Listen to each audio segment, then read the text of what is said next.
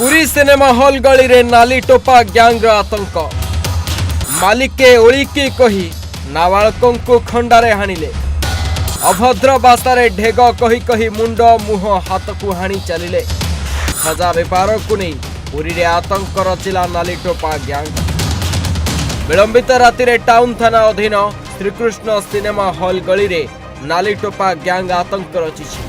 ए गैंग्र सदस्य माने नाबालकों को संघबद्ध भावे आक्रमण करिसेंती।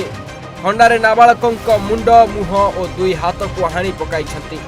खबर पाई टाउन थाना पुलिस घटनास्थल रे पहुंची पीसीआर सहायता रे नाबालकों को उद्धार करी जिला मुख्य चिकित्सालय रे भर्ती करिछि। नाबालक जनक 17 वर्षीय नृसिंह सामर्था बोली जना पड़िथिबा बेले तांको घर माटीतोटा प्रधान साहि रे नाबालकों को संघबद्ध आक्रमण घटना रे नालीटोपा गैंग सदस्य संपृक्त थिबा से पुलिस को कहचंती। पुणी नालीटोपा गैंग शहर रे आतंक रचिथिबारु पुलिस रो मुंड व्यथा मध्य बढ़ी जाइछि।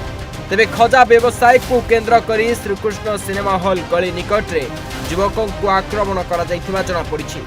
ए नालीटोपा पुरी रो जने युवक जे कि प्रायतः समय रे सोशल मीडिया रे अभद्र भाषा रे ढेग कही रील्स अपलोड करे। पुरी शशांक महापात्र रिपोर्ट ओडिशा हस्तर।